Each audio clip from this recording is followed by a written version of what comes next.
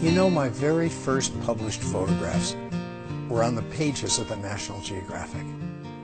I still find that hard to believe. I mean, it was crazy, but that's what happened. I was 26 years old, and Bob Gilka, the head of photography at the Geographic, called me back to their headquarters in Washington, D.C. to give me my marching orders. And I remember standing in the lobby of what they call Explorers Hall, and I was looking at giant globes and dog sleds and submersibles and flags planted on Everest and surrounded by the most beautiful photographs I'd ever seen in my life. How was I going to prove that I was worthy of working here? And then I was taken upstairs and into Bob's office. Bob was a blunt man, just straight and to the point, and honestly a little scary. Well, that morning I was completely unprepared for what he said to me.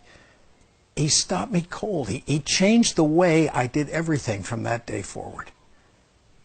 He looked at me from over his desk and he said, "You know, DeWitt, the people who photograph for this magazine are the best in the world.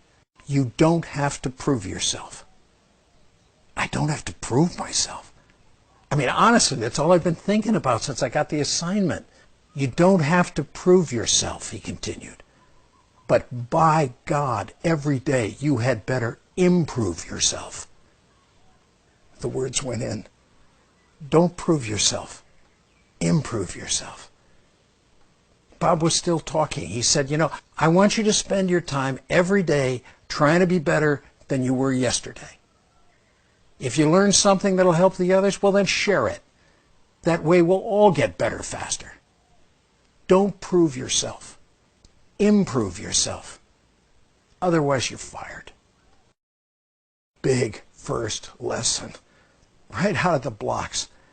I don't know how many times I've thought about it, how many times I've acted on it since that day in Bob's office. Don't prove yourself, improve yourself. And you know, living that lesson, I've come to see that life really is a lot more about cooperation than it is about competition. It wasn't proving myself or taking others down that allowed me to succeed.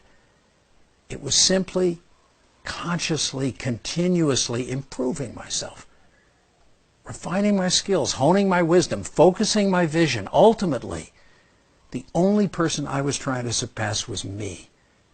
Don't prove. Improve.